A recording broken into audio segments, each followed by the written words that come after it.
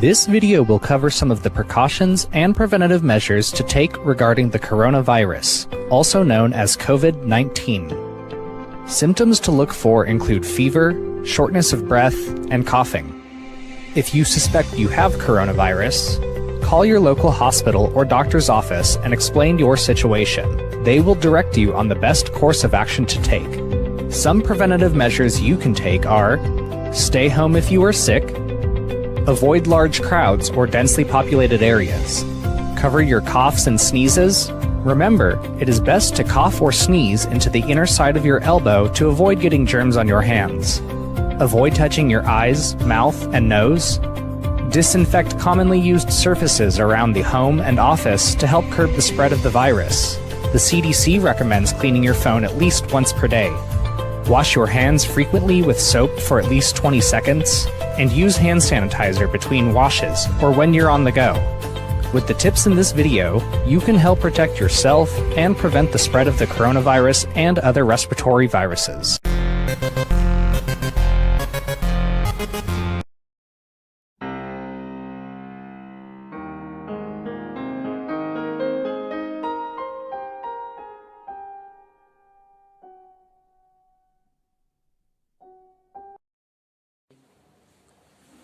Welcome to Easter Sunday, the day of manifestation of power.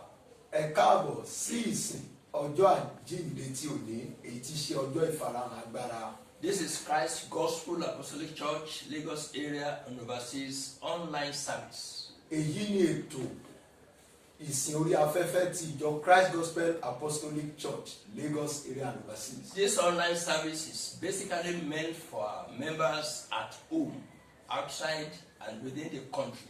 Ìsìn yìí wà fún gbogbo àwọn ènìyàn wa pátá nílé lóko ní ìlú òkèèrè àti lọ́nà jíjìn rere. To the fears outside the world. Fún gbogbo ẹni tó ń wò wá káàkiri àgbáyé. We want to experience the proof of the power of resurrection. A fẹ́ láti ní ìrírí agbára àjíǹde. Resurrection power in a time like this. Agbára àjíǹde ní irú àkókò bí èyí. This is series 4. Èyí ni abala kẹrin nínú ètò tá a ti ń bá bọ̀. Shall we pray? Ẹ jẹ́ kí a gbàdúrà. Our Almighty God, we thank you for a time like this. We pray the servant you are using, speak through him. And for those of us hearing the message, grant us audience so that we have beneficial spirits in the name of Jesus. Àmín lórúkọ Jésù. Today is a day of glory. Òní jẹ́ ọjọ́ ògo. Whatever is dead in your life, Ohunkóhun tó bá ti kú láyé rẹ̀ ní rere receive life. kó gba ìyè lórúkọ Jésù. This day is a day of resurrection. Ọjọ́ òní jẹ́ ọjọ́ àjíǹde. It is a day where power is demonstrated and manifested. Ó jẹ́ ọjọ́ ìfarahàn agbára ní gbogbo ọ̀nà. Whatever lacks stamina in your life, receive life now.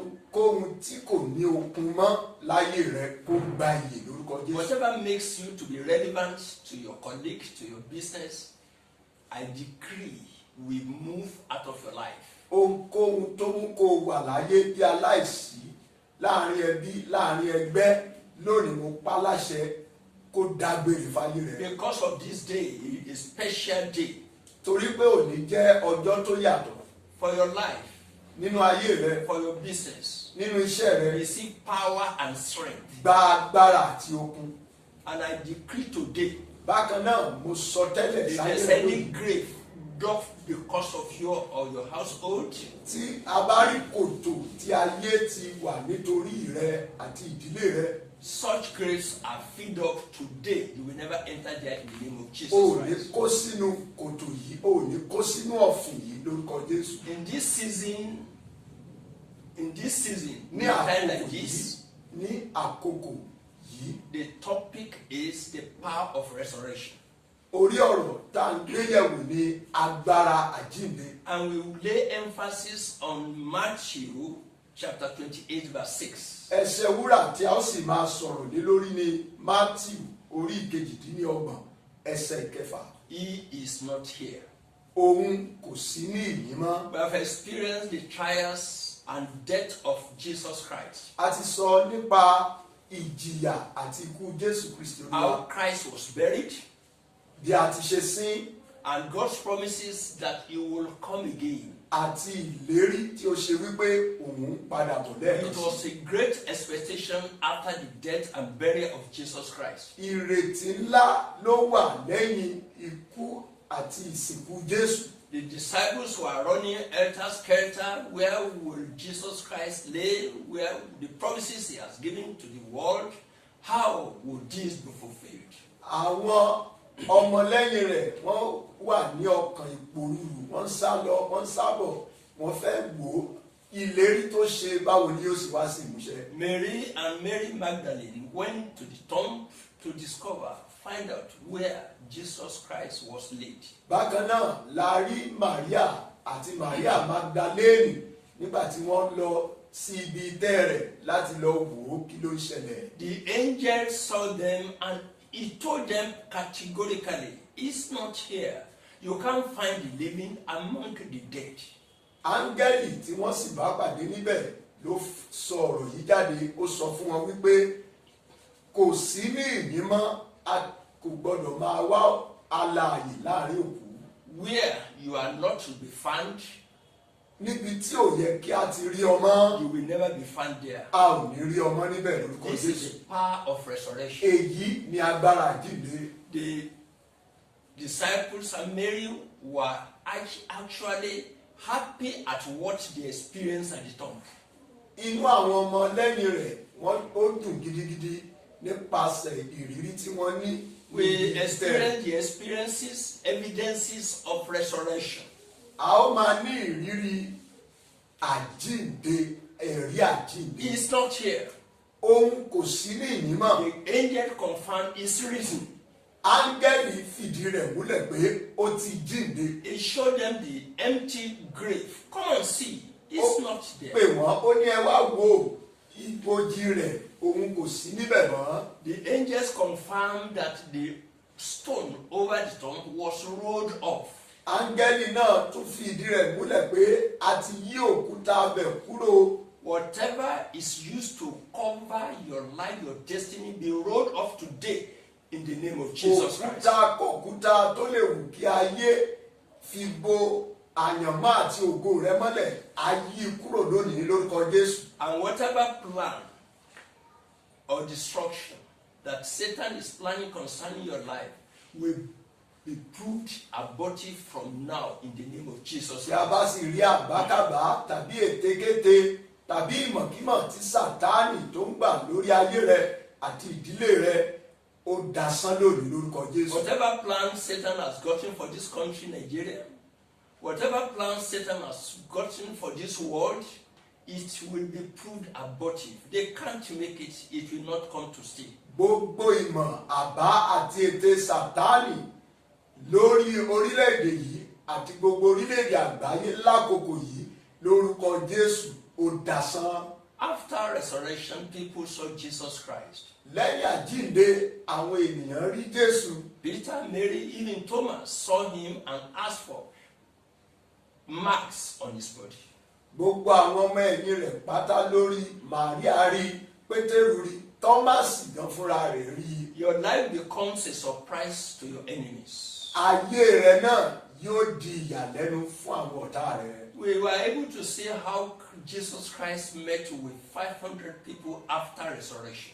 A rí bí Jésù Kristi ṣe alábàápàdé pẹ̀lú àwọn ènìyàn púpọ̀ lẹ́yìn àjíǹde rẹ̀. Testimonies were given concerning the resurrection of Jesus Christ.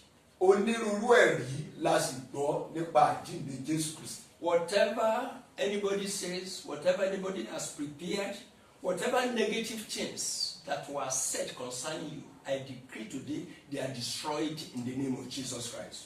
Ohunkóhun tí ẹnikẹ́ni lè ti fọ̀ sí ayé rẹ tó ń yọ ayé rẹ lẹ́nu lónìí, apáláṣẹ kó dasán lórúkọ Jésù.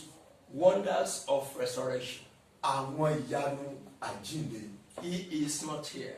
Òun kò sí ní ìyìn mọ́. Resurrection power is a mystery. Agbára àjíǹde yìí àdìtú ni. Jesus entered into the grave.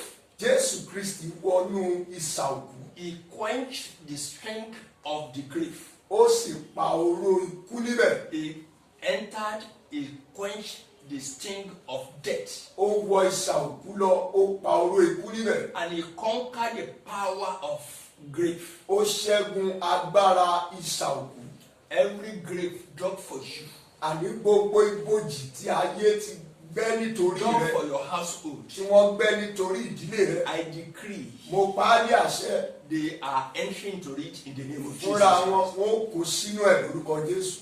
Every spirit of death Gbogbo tá a fi ń pe ẹ̀mí that ikú is embarrassing you from one day to another day, tó ń yọ ọ́ lẹ́nu lójoojúmọ́. I decree that they end today because of this power Mo of resurrection. pa á láṣẹ nípa agbára àjíǹde kó padà lẹ́yìn rẹ̀. I'm declaring to you today, Mo ń sọ ọ̀rọ̀ àṣẹ sáyé rẹ̀ there is lónìí. power of resurrection. Agbára àjíǹde wà. There is power that supersedes power. Agbára kan wà tó ju gbogbo agbára lọ. This pandemic disease that is rampant in every nation today, all continents, countries today, will come to an end. Àjàkálẹ̀ àrùn yìí, àrùn aṣekúpani tó ń lọ káàkiri àgbáyé yìí, ẹ gbọ́ yóò wá sópin lónìí lórúkọ Jésù. Because Christ, who died, who has gotten this power of resurrection, he was described as a great physician. Torí pé Kristi tí a ń sọ nípa rẹ̀ wípé ó jíǹde yìí, òun kan náà la mọ̀ sí oníṣègùn ńlá. He is the chief doctor.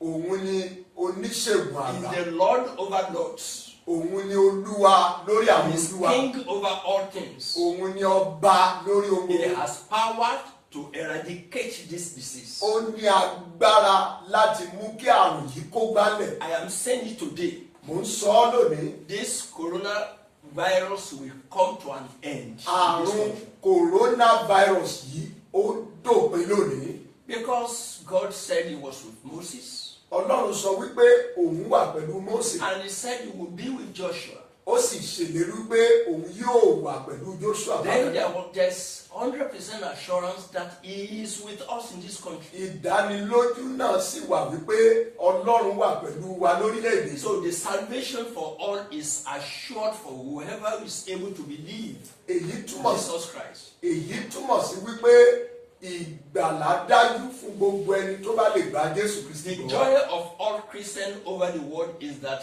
Christ resurrected. Ayọ̀ gbogbo àwa Kìrìsìtẹ́nì jákèjádò àgbáyé ni wípé Jésù Kristi jíǹde. Without the resurrection of Jesus Christ, the faith of Christians are in vain. Láìsí àjíǹde Jésù Kristi, ìgbàgbọ́ àwa onígbàgbọ́ òtúbáńtẹ́ ni. The unfailing power of Christ is assured. Agbára Kristi tí kìí kùnà, òun la ní ìdánilójú. Is assured for your healing. A ní ìdánilójú lórí ẹ̀ fún Is ìwòsàn wa. assured for your promotion. A ní ìdánilójú lórí ẹ̀ fún ìgbéga wa. There's assurance of this power of resurrection for settled home for everybody. Ìdánilójú wà lórí ẹ̀ láti fún gbogbo ọkàn àti ìdílé ní àlàáfíà. I don't know what is disturbing your home. Mi ò mọ tó ń dààmú ìdílé I rẹ. don't know what is disturbing your peace. Mi ò mọ tó ń dààmú àlàáfíà rẹ. The power to settle you is here today. Agbára láti fi ọ́ lọ́kàn balẹ̀ ó ń bẹ níbí. There is a demonstration of this power here because Christ resurrected. Ìfarahàn agbára náà ń ṣẹlẹ̀ níbí nítorí pé Kristi jíǹde. I'm repeating this again. Mò ń tún èyí sọ lẹ́ẹ̀kan sí. This pandemic disease will come to an end. Àní ẹgbọ́n náà àrùn àṣekúpani yìí ó dópin lónìí. Whatever source it comes from, Ibikíbi tó lè wù kó ti wá. whatever reason is been given for its cause, Èrèdí tó lè wù kó ní tó fi ń jà we káàkiri. have a power over diseases. Àwa ní agbára lórí gbogbo There àrùn. is a power over principalities. Agbára lórí gbogbo agbára òkùnkùn. In your homes, Nílé rẹ, this coronavirus will come to an end. àní nínú ilé rẹ, àrùn yìí ó dópin. That Matthew chapter 28 verse 6 says, Nínú ìwé Matthew tí a ń wò, ẹsẹ̀ wúrà tí a kà, Matthew orí ìkejìdínlọ́gbọ̀n ẹsẹ̀ ìkẹfà rẹ̀. it says, it's not here. òun kò sí níyìn mọ́. Jesus was not in the grave. Jésù Kristi kò sí nínú ìsà òkú mọ́. If Jesus is said not to be in the grave, tí a bá sọ wípé Jésù kò sí nínú ìsà òkú mọ́, where can we find Jesus? níbo ló wá wà nígbà náà? Jesus is risen up. Ó ti jíǹde ni. And Ephesians chapter 1 verse 21. Éfésù orí ìkíní ẹsẹ̀ ìkọkànlélógún. He is gone, is risen up to sit at the right hand of his Father. Òun ti jíǹde, ó sì ti jókòó sí apá ọ̀tún bàbá rẹ̀. He said, far above principalities, far above powers, far above problems of life. He's sitting at the top over there. Òun ti wà ní ipò tó ju gbogbo ipá àti agbára àti ohun gbogbo láyé àti lọ́run lọ. If he could sit over there, tí òun bá lè wà ní ipò yìí tó sì jókòó níbẹ̀. it means you will never be found among those who are failures anymore. Èyí túmọ̀ sí wípé fún ìwọ tó gbà á gbọ́, ò ní sí ní ipò ìjákulẹ̀ mọ́. When we are talking of people who are sick, you will never be there. Tá a bá ń sọ nípa àwọn aláìsàn, a ò ní rí ọ láàrin wọn mọ́. Those who are dejected, those who are disappointed, you will never be found there. Tán bá ń dárúkọ àwọn tí ayé ti ń pọ́n lójú, àwọn tí ayé ń fìyà jẹ, ò ní sí láàrin wọn When we mọ́. are talking of dejected people, isolated, forsaken people, your name will never be there. Tá a bá ń sọ nípa àwọn ẹni ìkọ̀sílẹ̀, a ò ní rí ọ láàrin wọn mọ́. Where will you be seen? Níbo la ó ti rí ọ? Far above principalities of life. A ó rí ọ ní ipò tó ga ju gbogbo ipá àti agbára We will òkùnkùn lọ. see you at the top with sound health. A ó rí ọ ní ipò ẹni tó ní ìlera pípé. We will see you as a successful person in the world. A ó rí ọ ní ipò aláṣeyọrí We láyé. will see you as success in your academics. A ó rí wípé fún ìwọ tó jẹ́ akẹ́kọ̀ọ́ aláṣeyọrí ni ọ́ We will lẹ́yìn see ẹ̀kọ́ you rẹ. jubilating because of your business. A ó rí fún gbogbo ẹ̀yin tí ẹ̀ ń ṣe iṣẹ́ òwò. A ó rí pé ẹ̀ ń yọ̀ nítorí pé ẹ̀ ń jèrè. We will see you as true believers. A ó rí ọ gẹ́gẹ́ bí onígbàgbọ́ tòótọ́. We will see you as models that you are imparting life to people. A ó rí ọ gẹ́gẹ́ bí ènìyàn tó jẹ́ àwòkọ́ṣe rere fún gbogbo àwọn ènìyàn tó kù. We will only see you as laborers in the vineyard, walking with God. A ó rí ọ bákan náà gẹ́gẹ́ bí òṣìṣẹ́ tó farajì nínú ọgbà àjàrà It is Ọlọ́run. a time to see you in the community as leaders who can be copied. Àkókò yìí jẹ́ àkókò tó yẹ ká rí ọ gẹ́gẹ́ bí adarí tí gbogbo ènìyàn lè máa fi ṣe àwòkọ́ṣe. We can only see you as healthy set of people, healthy family, healthy business people, philanthropists. These are the areas we can get you. Àkókò yìí ni a ó máa rí ọ láti jẹ́ ẹni tó ní ìlera pípé, ẹni tó ń ṣoore káàkiri fún àwọn aláìní. This is the time for you to be found as a blessed person. Àkókò yìí jẹ́ àkókò tó yẹ ká rí ọ gẹ́gẹ́ bí ẹni tí Ọlọ́run It is a time for people to see you at the higher ground of life. Àkókò tí gbogbo ayé yóò wù ọ́, wọ́n sì rí ọ ní ibi gíga. Let me tell you, Gbọ́ eléyìí, I want to assure you that this power of resurrection will be working in your life throughout in the name of Jesus. mo ń fi ń dá ọ lójú wípé agbára jíǹde tá à ń sọ nípa rẹ̀ yìí yóò bẹ̀rẹ̀ sí ní ṣiṣẹ́ láyé rẹ ìwọ tó ń gbóhùn mi. Affliction will never come your way. Ìpọ́njú ò ní wá sí ọ̀nà rẹ mọ́. You are never a candidate of pity. Ìwọ kì í ṣe ẹni tí ayé yóò máa pẹ̀gàn rẹ̀. Why? Nítorí kíni? Christ suffered for you. Kristi jìyà nítorí And you rẹ̀. can't suffer anymore. Ìwọ ò gbọ́dọ̀ tún jìyà mọ́. You can never be oppressed anymore. A ò gbọ́dọ̀ fìyà jẹ ọ́ mọ́. You can never be a failure anymore. Ìwọ ò gbọ́dọ̀ ní ìjákulẹ̀ mọ́. You will make it. Ìwọ yóò rí ṣe láyé. Your household will make it. Gbogbo ìdílé rẹ yóò rí ṣe. Just be conscious that Christ died for you.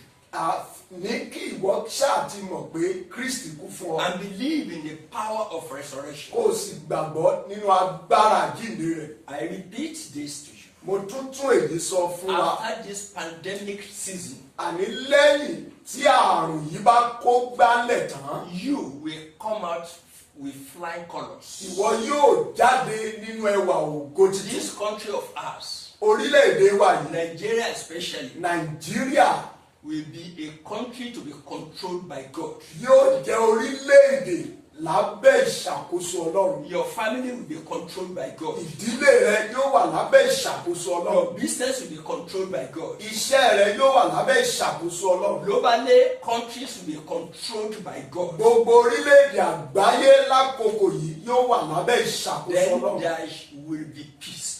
Àlàáfíà yóò sì dé. Peace will reign all around. Àlàáfíà yóò káàkiri àgbáyé. Peace will start from your home. Yóò bẹ̀rẹ̀ láti inú ilé rẹ. It will enter into your business. Yóò wọnú iṣẹ́ rẹ. Peace will enter into our churches. Àlàáfíà yóò wọnú àwọn ìjọ Peace wa. will enter into our countries. Yóò wọnú orílẹ̀-èdè yìí. And the peace will be globally experienced by all human beings. Gbogbo orílẹ̀-èdè àgbáyé yóò sì ní ìrírí rẹ̀. It's well with you. Ó ti dára fún wa. Shall we pray? Ẹ jẹ́ kí a gbàdúrà. Appreciate God and thank Him for what He's doing. Dúpẹ́ lọ́wọ́ Ọlọ́run fún iṣẹ́ tí Ọlọ́run ń ṣe Thank Him for lọ́wọ́. the protection He has offered you. Dúpẹ́ fún ààbò tó dájú lórí ayé Thank rẹ. Him for the peace of mind that He has given you in the midst of problems. Dúpẹ́ fún ìfọ̀kànbalẹ̀ tí Ọlọ́run fún ọ nínú gbogbo làálàá Tell ayé. God that you want the spirit that will repentant heart. Ask God for this, Béèrè fún ẹ̀mí ìrònúpìwàdà lọ́tun. so that you can receive God's favor. Kí ìwọ lè rí ojú rere Ọlọ́run gbà. Request the power of resurrection Wá béèrè fún agbára àjíǹde. for this country, Fún orílẹ̀-èdè yìí. that our economy be revived. Pé kí ọrọ̀ ajé wa kó gba ìsọjí. Ask for the power of resurrection, Ẹ béèrè fún agbára àjíǹde. that we have sanity in this country. Wípé kí a ní ìwà mímọ́ lórílẹ̀-èdè. Ask for the power of resurrection, Ẹ béèrè fún agbára àjíǹde. that your family becomes a model to be emulated by colleagues. Pé kí ìdílé wa ó jẹ́ ìdílé tó ṣe é fi yangàn. And it will be done in the name of Jesus. Yóò sì rí bẹ́ẹ̀ lórúkọ I want Jésù. you to ask something special from God. Ní báyìí, mo fẹ́ kó o béèrè ohun pàtàkì lọ́wọ́ Ọlọ́run. Apply the power of resurrection. Béèrè fún agbára àjíǹde. It's a power that fails not. Lò ó agbára tí kì í kùnà ni. It's a power that grants power to make better things in life. Agbára tó ń fi agbára fún ènìyàn láti rí ṣe láyé. Ask Him, He will give to you. Béèrè agbára yìí yóò fi fún ọ. Seek for it, you will find. Wá ìwọ yóò sì rí. Knock and it will be open for you. Ẹ kànkùn yóò sì ṣí fún yín. In Jesus' name we pray.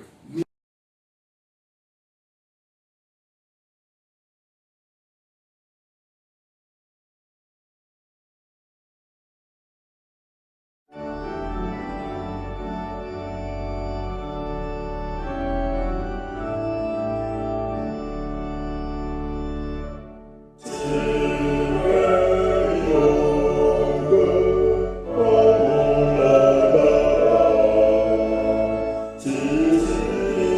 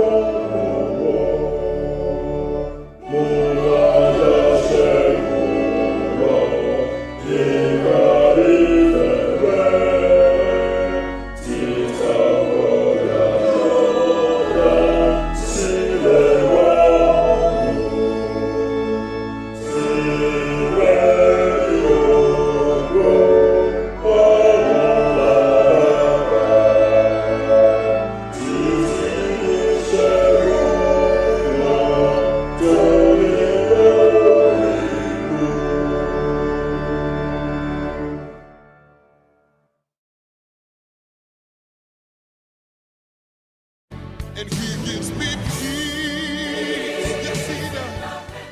Thank you for worshiping with us. It's been a wonderful time in God's presence.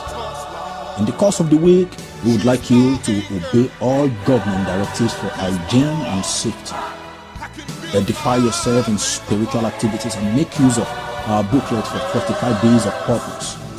For counseling and prayer, call 0803 38 55 553. All other information will be available on all our social media handles. On Facebook, CGAC Lagos Area and Overseas, and Twitter at CGAC Official, and on our website www.cgaclagosarea.org. Thank you and God bless you. She's my anchor. báyìí mo fẹ́ gbàdúrà fún ọ. The apostles were given special power by Jesus Christ.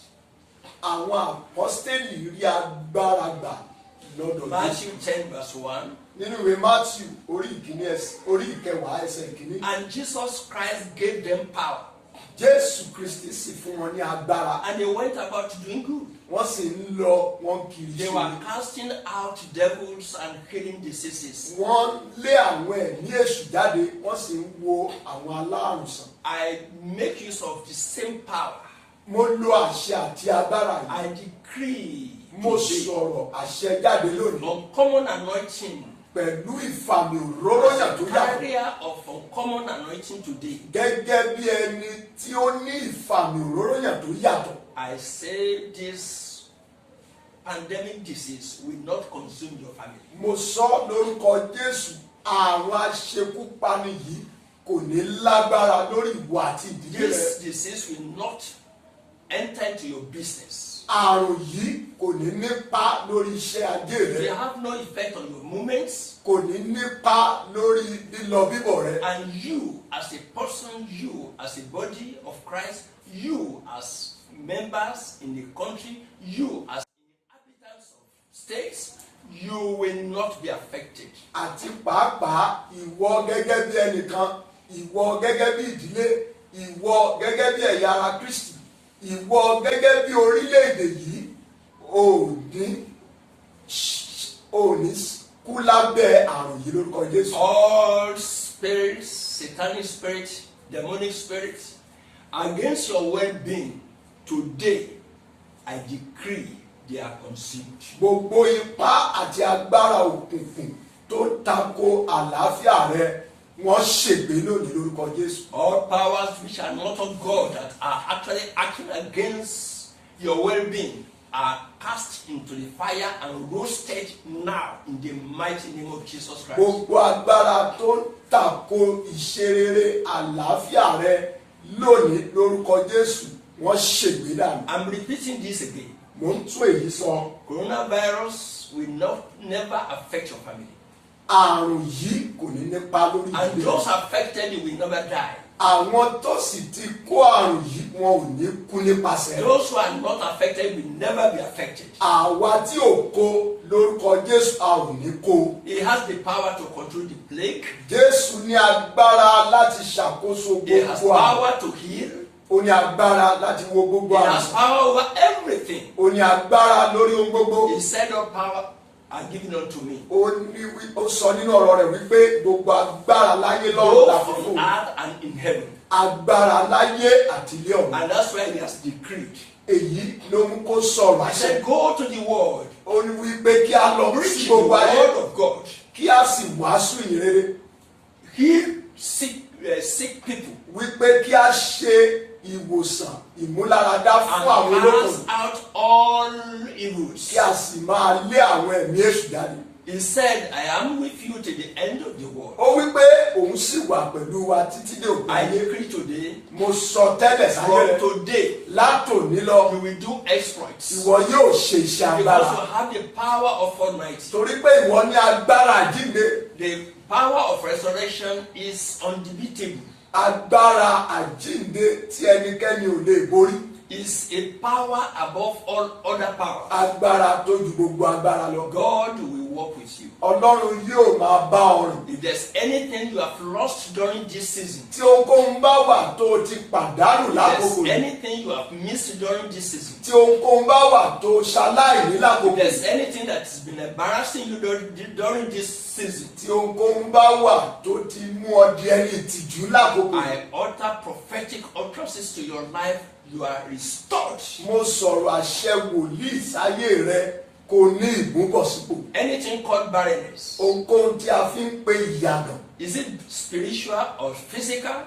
Jẹ́ nípa tẹ̀mí tàbí nípa tara. Is it on behalf of your animals or people living in your house? Ǹjẹ́ àwọn ohun ọ̀sìn rẹ ni tàbí àwọn tẹjọ́ ń gbé? Is it women in the house? Ǹjẹ́ àwọn arábìnrin rẹ nílé? All traces of barrenness are cancelled today. Gbogbo ibi tí àmì ìyàgàn wà, àpáàrẹ lórúkọ I Jésù. decree be fruitful. Mo sọ̀rọ̀ àṣẹ jáde ẹ lọ máa bí Your sí. women be fruitful. Àwọn aya yín kó máa bí sí. Your animals be fruitful. Àwọn ohun ọ̀sìn yín kó máa bí sí. Your trees, cash crops be fruitful. Gbogbo àwọn irúgbìn yín, gbogbo ohun ọ̀gbìn yín kó máa bí sí. Your words of power become fruitful.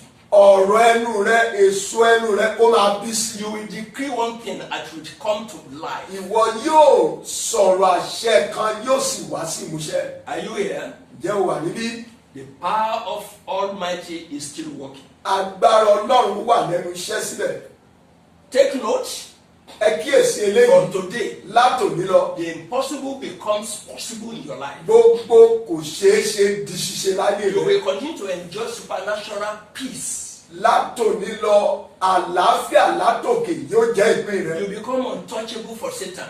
Sàtáánì kò ní lè fọwọ́ kàn The wọ́n. mark of God is on your life, on your household, on every member of your family. Àmì Ọlọ́run fún ààbò ó ti wà lára rẹ àti ìdílé rẹ. I decree from today, Mo sọ látòní lọ, you live godly life, ẹ lọ máa gbé ìgbé ayé ìwà bí Ọlọ́run. a new life, Ìgbé ayé ọ̀tun, a life with joy, ìgbé ayé a ayọ̀, life with peace. ìgbé ayé àlàáfíà. So shall it be. Bẹ́ẹ̀ ni yóò rí. No more sickness, Kò sí àìsàn mọ́ o, no more sorrow, kò sí ìbànújẹ́ no mọ́, more bitterness, kò sí ẹkún mọ́, no more agony. kò sí ìrora You mọ́. are at peace. Ẹ̀yin yóò máa wà ní Because àlàáfíà of the power of resurrection. torí agbára jíǹde. Ladies and gentlemen, Arákùnrin àti arábìnrin, remain blessed. ẹ jẹ́ alábùkún fún títí ayé. Shall we say the grace? Ẹ jẹ́ kí a ṣe orí ọ̀fẹ́. May the grace of our Lord Jesus Christ, the love of God, sweet fellowship of the Holy Spirit be with you now and forevermore. Amen. I want to say the motto, and the motto says, truly the harvest is plenteous, but the laborers are few. Lord, make me a committed laborer in your vineyard. Ọ̀rọ̀ àkọmọ̀nà wa fún ọdún yìí ni èyí tí ó sọ wípé lóòótọ́ ni ìkórè pọ̀ ṣùgbọ́n alágbàṣe kò tó nǹkan. Olúwa ṣe mí ní òṣìṣẹ́ tó farajì. When else I see you, Nígbà tí a ó tún ríra, you are coming to give testimonies. ìwọ yóò wá pẹ̀lú ẹ̀rí You ńlá. are candidate of testimonies. Ẹni tó gbọdọ̀ jẹ́rìí ni ọ́, So shall it be. bẹ́ẹ̀ ni yóò sì máa rí. God bless you. Ó ti dára fún ọ.